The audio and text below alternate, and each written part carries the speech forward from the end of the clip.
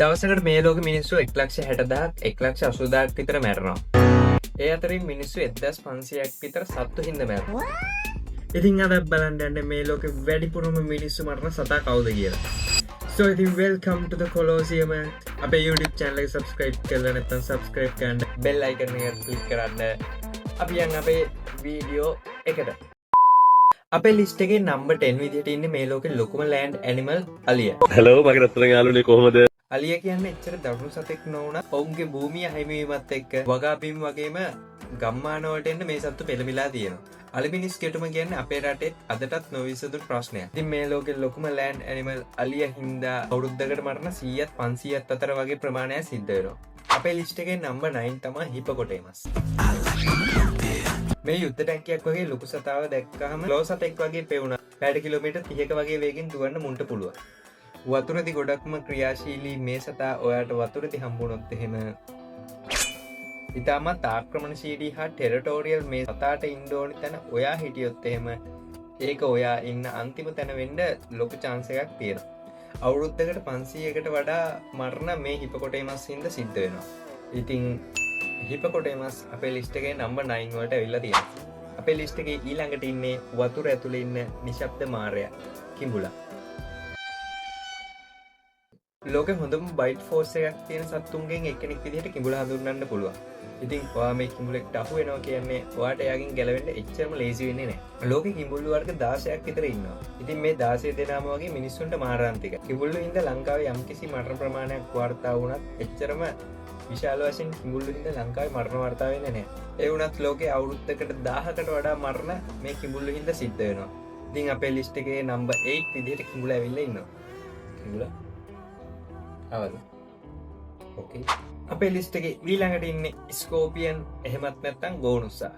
ඉතින් මේ ඇවිදින පුංචි යුද්ධ ටැංකියක් වගේ ඉන්න මේ සතාගේ වර්ග මේ ලෝකෙ 2000ක් විතර තියෙනවා. ඒ කියන්නේ ගෝනුස්සෝ වර්ග මේ ලෝකෙ 2000ක් විතර ඉන්නවා. ඉතින් මේ ගෝනුස්සෝ අතරින් විශේෂහිත ගෝනුස්සෝන් ඉන්නේ කීප දෙනෙක්. ඉතින් මේ සතා හින්දා බොහෝ වෙලාවට මරණ වාර්තා වෙලා තියෙන්නේ පොඩි ළමයින්ට සහ ට්‍රීට්මන්ට් කරන්න වෙලා ගත්තු හින්දා. එක දලයක් එක තප්පරයක් ඇති මිනිස් ජීවිතයක් වෙනස් කරනවා. කොහොම වුණත් ගෝනුස්සෝ හින්දා අවුරුද්දකට මරණ 3000ක් විතර වාර්තා වෙනවා. ඉතින් මේ හේතුව හින්දා ස්කෝපියන් එහෙමත් නැත්නම් ගෝනුස්සා අපේ ලිස්ට් එකේ number 7 විදිහට ඇවිල්ලා තියෙනවා. අපේ ලිස්ට් එකේ 6 වෙනියට ඇසසින් බග් එහෙමත් නැත්නම් කිසිම් බග්. මේ සත්තු මිනිමරන් මිනිහට නොදෙනවා. නිදාගෙන ඉන්න වෙලාවට මිනිස්සුන්ගේ මූණ අසල බයිට් කර. චාර්ජස් ඩිසීස් කියන රෝගය ශරීරයට ඇතුල් කරනවා. මේ සතාගේ එක බයිට් එකකින් අවුරුදු ගානකට පස්සේ සාමාන්‍ය රුධිර පම්ප් කිරීම අඩපණ කරනවා.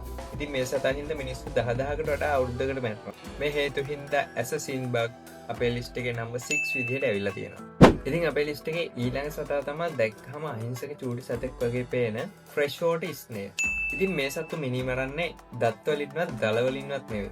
ශිස්ටොමයිසිස් කියන භයානක රෝගය පතුරවන්න මෙන්න මෙයාලා. මිනිස්සු වැවක ගඟක නානකොට මේ රෝගය මේ බෙල්ලන්ගෙන් ඇඟට ඇතුල් වෙනවා. අවුරුදු ගාණක් මේ ලෙඩේ ඇඟ ඇතුල් තිබිලා අක්මාව වකුගඩු අන්ත්‍ර කොටස් වගේ ශරීර අවයව විනාශ කරලා දානවා. ඉතින් මේ සතා හින්දා අවුරුද්දකට 10000කට වඩා මිනිස්සු ප්‍රමාණයක් මැරෙනවා. ඉතින් අපේ ලිස්ට් එකේ number 5 විදිහට freshwater snail කියන සතා ඇවිල්ලා තියෙනවා. ඉතින් අපේ ලිස්ට් එකේ ඊළඟට ඉන්නේ tsetse fly කියන මැස්සා. සාමාන්‍ය මැස්සෙක් වගේ පේනවාට ඇත්තටම එහෙම නැහැ. මැස්සා African sleeping sickness කියන භයානක ලෙඩේ පතුරවනවා. මේක මාරාන්තික රෝගයක්. එක බයිට් එකකින් ශරීරයට ඇතුල් වෙන මේ පරපෝෂිතයා මුලින්ම ඇඟේ තෙහෙට පස්සේ මොළයට මේකෙන් හානිකර බලපෑම් ඇති වෙනවා. ඉතින් මේක බලපෑමෙන් දෂ්ටනයට ලක් වෙච්ච මිනිස්සයා දවස් පුරාම නිදා ගන්නවා. ඉතින් මේ ලෙඩේ හැදිච්ච ගොඩක් කට්ටිය නිින්දෙදින් කෝමා එකට එනවා. කෝම එකෙන් පස්සේ ඩෙඩ්. ඉතින් මේ සතාගේ එක පොඩි බයිට් එකකින්ද ඔයාගේ නිින්ද අවසාන නිින්ද කරන්න පුළුවන්. ඉතින් අවුරුද්දකට 10000ක් විතර මිනිස්සු මරන මේ ටෙස්ටි ෆ්ලයි කියන පොඩි සතා අපේ ලිස්ට් එකේ number 4 වලට ඇවිල්ලා තියෙනවා. මිනිසාගේ හොඳම යාළුවා බල්. ඒත් මේ බල්ලෝ හින්දා මිනිස්සුන්ට මරණය පවා අත් කරලා දෙන්න පුළුවන්. එක බයිට් එකක් කරහා කියන්නේ එක පාරක් කපා කෑවට පස්සේ රේබිස් එහෙමත් නැත්නම් ජල බීතික ශරීරයට ඇතුල් වෙලා අපේ නර්වස් සිස්ටම් එකට ඇටැක් කරනවා. මුලින්ම ජලයට තියෙන බය ඊට පස්සේ මරණය. ඉතින් එක බයිට් එකකට පස්සේ ඉක්මනට මේකේ වැක්සින් එකක් බේරෙන්න 100% chance එකක් තියෙනවා. කොහොම වුණත් මිනිසාගේ හොඳම යාළුවා බල්ලා නිසා අවුරුද්දකට මරණ 30500ක් විතර වෙනවා. ඉතින් මේ හේතු නිසා බල්ලා අපේ ලිස්ට් එකේ number 3 වලට ඇවිල්ලා තියෙනවා. ඉතින් අපේ ලිස්ට් එකේ ඊළඟට ඉන්නේ ස්නේක්ස්. එහෙමත් නැත්නම් සර්පයන්. මේ ලෝකේ සර්ප විශේෂ 3900ක් විතර ඉන්නවා. ඉති මේ අතරින් විශසහිත සර්පයන් ඉන්න 600ක් විතර ප්‍රමාණය. ඒ කියන්නේ 6න් එකක් විතර ප්‍රමාණයක් තමයි විශසහිත සර්පයන් ඉන්නේ. ඉතින් මිනිස්සු සර්පයන් හින්දා මැරෙන්නේ විෂ හින්දාම නෙවෙයි. ගොඩක් මිනිස්සු මැරෙන්නේ ට්‍රීට්මන්ට් වලට පරක්කු වෙන හින්දායි. ගොඩක් දෙනෙක් අත්බෙහෙතුයි පාරම්පරික විශ්වාසය හින්දා තමන්ගේ ජීවිතය නැති කරගන්න. ලෝකෙ දෙවෙනියට වැඩියෙන්ම මිනිස්සු මරන සර්පයන් හින්දා මිනිස්සු ලක්ෂයකට වඩා අවුරුද්දකට මැරෙනවා.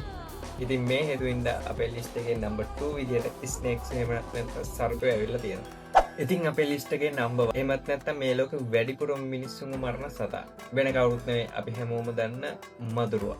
ඩෙන්ගු, චිකන්ගුන්යා, මැලේරියාව, කහවුන මේ වගේ ගොඩක් රෝග මදුරුවෝ හින්දා අපිට ඇති වෙන්න පුළුවන්. ඉතින් මේ සතාගේ එකම එක පුංචි දෂ්ට කිරීමකින් ඔයාගේ මුළු ජීවිතේම නැති වෙලා යන්න පුළුවන්.